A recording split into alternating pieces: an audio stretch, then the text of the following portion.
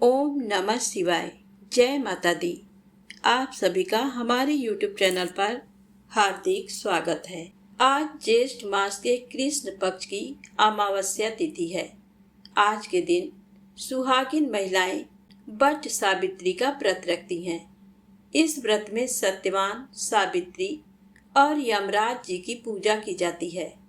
इस व्रत को रखने वाली सुहागिन महिलाओं का सुहाग अटल रहता है और पति पर आया हुआ संकट भी टल जाता है। ऐसी मान्यता है कि सती सावित्री ने इसी व्रत के प्रभाव से अपने मृत पति सत्यवान को धर्मराज से भी जीत लिया था, अर्थात उन्हें पुनर्जीवन दिलवाया था। तो आज के इस वीडियो में आप सुनेंगे सत्यवान और सावित्री की पौराणिक कथा।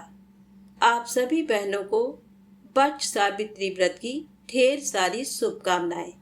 आज के दिन जो भी भक्त इस कथा को सच्चे मन से सुनता है, ईश्वर की कृपा से उनके पति की आयु लंबी और दीर्घायु होती है और उनके पति पर आया हुआ संकट भी सदा के लिए दूर हो जाता है। तो इस कथा को पूरा अवश्य सुनिएगा। परिवार की रक्षा की कामना सच्चे मन से करें। तो अब आइए सुनते हैं वट सावित्री व्रत की पौराणिक कथा। तो प्रेम से बोलें, सावित्री माता की जय हो। प्राचीन समय में मद्र देश में साकल वंशी अश्वपति नामक एक राजा थे। उनके कोई पुत्र नहीं था। तब ब्राह्मणों के निर्देश पर वे पुत्र की कामना से सभी कामनाओं को पूर्ण करने वाली सावित्री की आराधना करने लगे। कुछ समय के बाद उनकी आराधना से प्रसन्न होकर सावित्री देवी ने राजा को दर्शन दिया। सावित्री देवी ने कहा, राजन, तुम मेरे नित्य भक्त हो, अतः मैं तुम्हें कन्या प्रदान करूंगी। मेरी कृपा से तुम्हें सर्वांग सुंदरी कन्या प्राप्त होगी। ये कहकर वह देवी आकाश में बिजली की भांति अदृश्य हो गई। उस राजा की मालती नाम की पतिव्रता पत्नी थी। समय आने पर उसने सावित्री के समान रूप वाली एक कन्या को जन्म दिया। तब राजा ने ब्राह्मणों से कहा, तप के द्वारा आवाहन किए जाने पर माता सावित्री ने इसे मुझे दिया है तथा ये सावित्री के समान रूप वाली है, अतः इसका नाम सावित्री होगा। तब उन ब्राह्मणों ने उस कन्या का नाम सावित्री रख दिया। समय बीतने पर जब सावित्री युवती हुई तब सावित्री को वर खोजने के लिए कहा गया, तो उसने द्युमत सेन के पुत्र सत्यवान को पति रूप में वरण कर लिया। इधर ये बात जब नारद जी को मालूम हुई तो वे राजा अश्वपति के पास आकर बोले कि आपकी कन्या ने वर खोजने में बड़ी भारी भूल की है। सत्यवान गुणवान तथा धर्मात्मा अवश्य है, परंतु वह अल्पायु है। 1 वर्ष बाद ही उसकी मृत्यु हो जाएगी। नारद जी की बात सुनकर राजा उदास हो गए। उन्होंने अपनी पुत्री को समझाया, पुत्री, ऐसे अल्पायु व्यक्ति से विवाह करना उचित नहीं है, इसलिए तुम कोई और वर चुन लो। इस पर सावित्री बोली, तात, आर्य कन्याएं अपने पति का वरण एक ही बार करती हैं, अतः अब चाहे जो हो, मैं सत्यवान को ही वर रूप में स्वीकार करूंगी। सावित्री के दृढ़ रहने पर आखिर राजा अश्वपति विवाह का सारा सामान और कन्या को लेकर वृद्ध सचिव सहित उस वन में गए जहां अपना राज और नेत्र ज्योति खो चुके राजा द्युमत सेन अपनी रानी और राजकुमार सहित एक वृक्ष के नीचे कुटिया बनाकर रहते थे। उसी वन में विधि विधान पूर्वक सावित्री और सत्यवान का विवाह कर दिया गया। वन में रहते हुए अत्यंत कष्ट पाकर भी सावित्री सास, ससुर और पति की सेवा में लगी रही।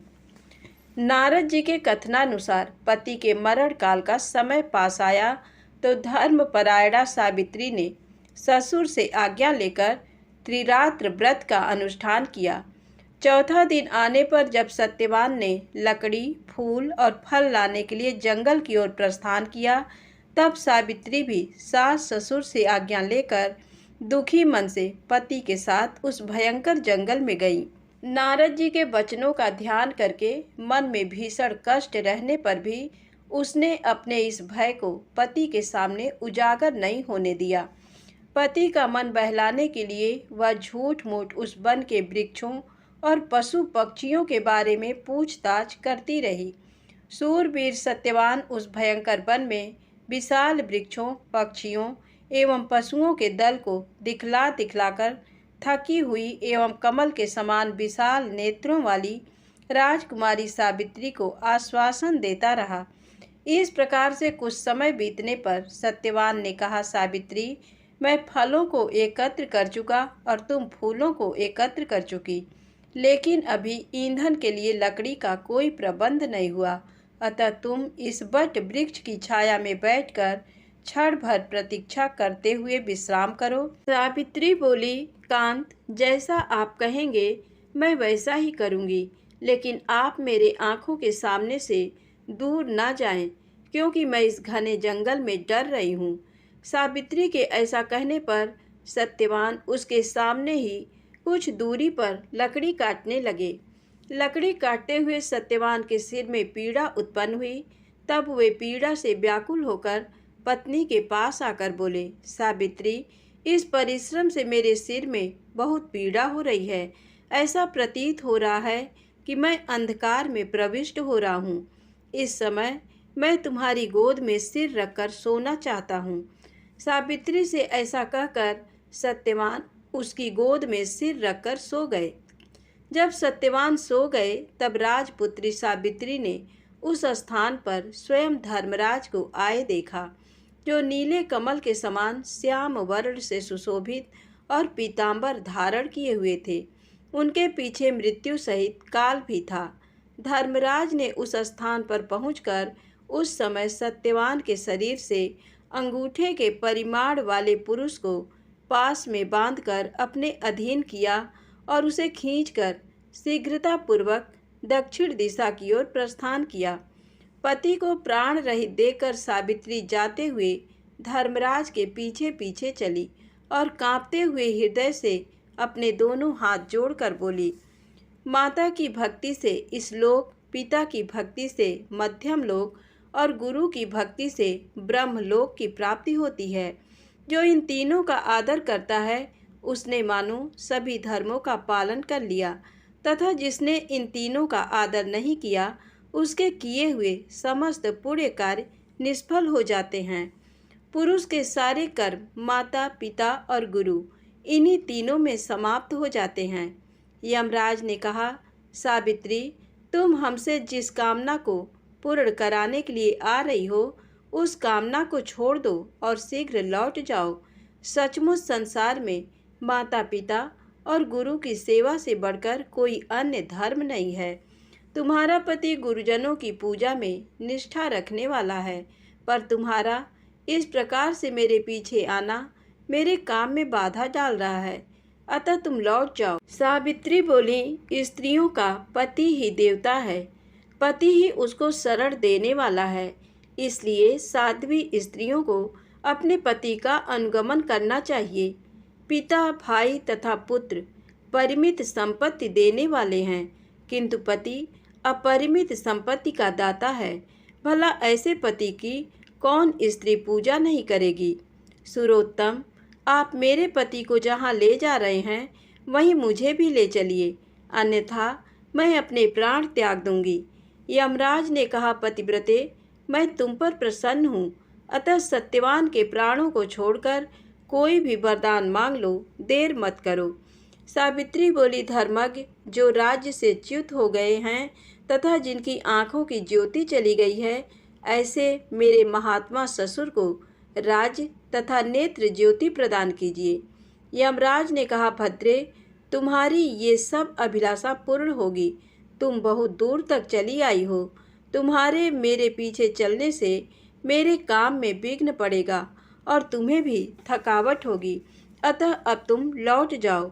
सावित्री ने कहा, देवश्रेष्ठ, सत्पुरुषों के साथ समागम होने पर कैसा परिश्रम और कैसा दुख।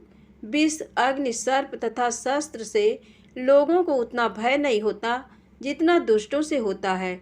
जिस प्रकार सत्पुरुष अपने प्राणों का विसर्जन करके भी परोपकार करते हैं, उसी प्रकार दुर्जन भी अपने प्राणों का परित्याग कर दूसरे को कष्ट देने में तत्पर रहते हैं।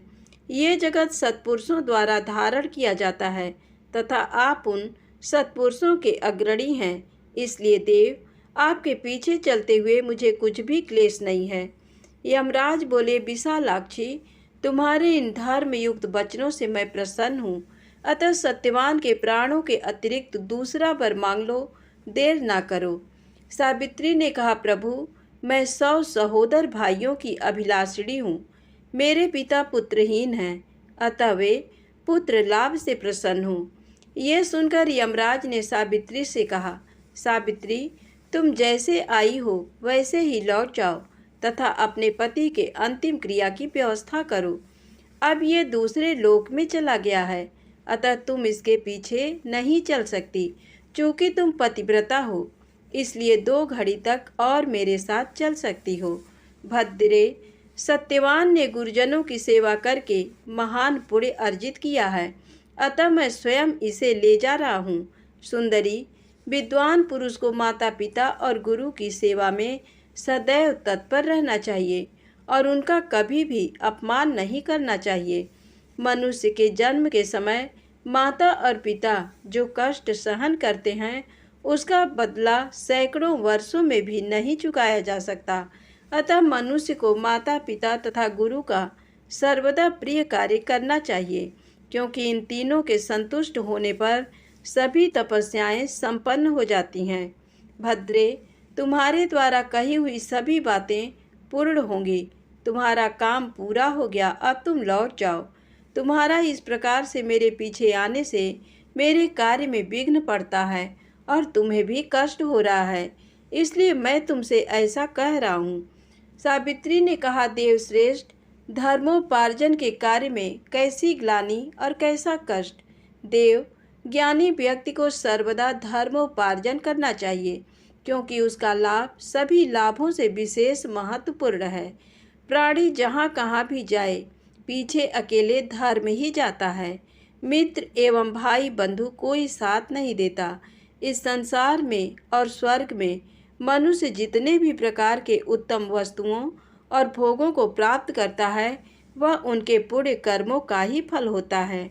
उसकी प्राप्ति के उपाय हैं यज्ञ, तप, दान, इंद्रिय निग्रह, क्षमाशीलता, ब्रह्मचर्य, सत्य, तीर्थों की यात्रा, स्वाध्याय, सेवा, सत्संग, देवार्चन, गुरुजनों की सेवा तथा ब्राह्मणों की पूजा। इसलिए विद्वान पुरुष को सदा धर्माचरण करना चाहिए, क्योंकि मृत्यु इसकी प्रतीक्षा नहीं करती कि इसने अपना कार्य पूरा किया अथवा नहीं। प्राणी इस संसार में मृत्यु से सदैव भयभीत रहते हैं, पर पुण्यवान सत्पुरुष सर्वदा निर्भय होकर जीते हैं।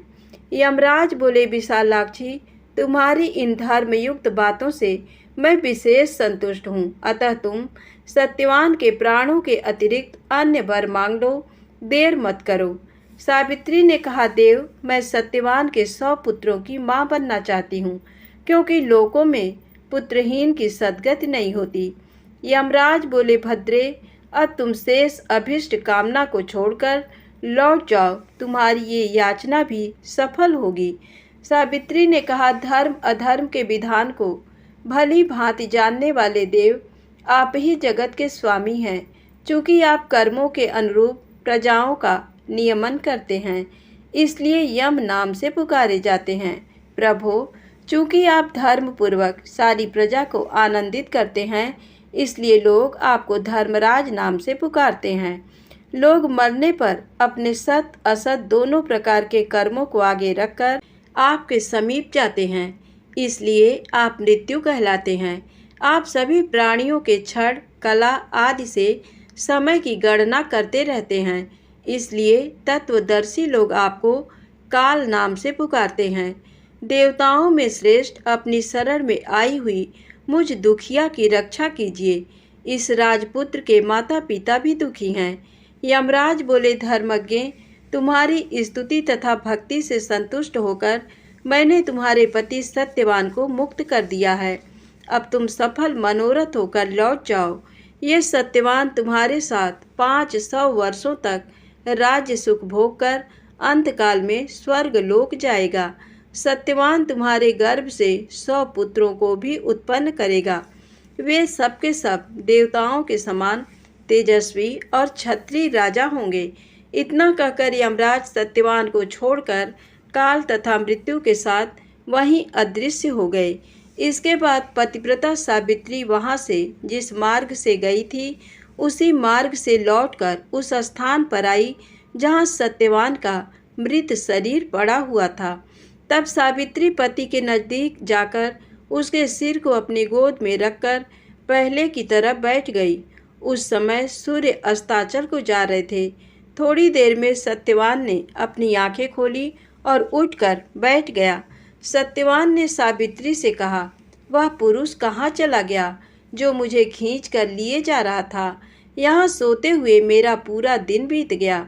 तुमने भी पूरे दिन कुछ खाया नहीं और वहाँ आश्रम में मेरे माता पिता को भी मेरे कारण दुख भोगना पड़ा। सावित्री, मैं उन्हें देखना चाहता हूँ। चलो, जल्दी चलो। सावित्री बोली, स्वामी, सूर्य तो अस्त हो गए। चलिए हम आश्रम को लौट चलें। मैं वहीं सारी घटना विस्तार से आपको बताऊंगी। ऐसा कहकर सावित्री पति के साथ आश्रम पर पहुंची। उसी समय पत्नी सहित द्युमत सेन को नेत्र ज्योति प्राप्त हो गई। वे दोनों अपने पुत्र और पुत्रवधू को वापस आया देख बहुत प्रसन्न हुए। सावित्री और सत्यवान ने सपत्नीक क्षत्रिय श्रेष्ठ राजा द्युमत सेन को प्रणाम किया। पिता ने राजकुमार सत्यवान को गले लगाया। उस समय आनंदित सावित्री ने जैसी घटना घटित हुई थी उसका वर्णन किया और उसी रात को अपने व्रत को भी समाप्त किया। अगले दिन प्रातःकाल राजा की सारी प्रजा सेना सहित ढोल नगारों के साथ राजा को पुनः राज्य करने के लिए निमंत्रण देने आई और ये सूचना दी कि राजन, नेत्रहीन होने के कारण जिस राजा ने आपके राज्य को छीन लिया था वह राजा मंत्रियों द्वारा मार डाला गया। अब आप ही राजा हैं। ये सुनकर राजा द्युमतसेन सेना के साथ वहां गए और धर्मराज की कृपा से पुनः अपने राज्य को प्राप्त किए। सावित्री ने भी 100 भाइयों को प्राप्त किया। इस प्रकार पतिव्रता सावित्री ने अपने पितृपक्ष और पति पक्ष दोनों का उद्धार किया और मृत्यु के पास में बंधे हुए अपने पति को मुक्त किया। इसलिए मनुष्यों को सदा साध्वी स्त्रियों की देवताओं के समान पूजा करनी चाहिए, क्योंकि उनकी कृपा से ये तीनों लोक स्थित है। जो मनुष्य सत्यवान सावित्री की इस कथा को नित्य सुनता है वह सभी प्रयोजनों में सफलता प्राप्त कर सुख का अनुभव करता है और कभी भी दुख का भागी नहीं होता। धन्यवाद। प्रेम से बोलें सावित्री माता की जय हो। दोस्तों, वीडियो पसंद आए तो कृपया मेरे चैनल को लाइक सब्सक्राइब अवश्य करें। जय माता दी, जय भोलेनाथ।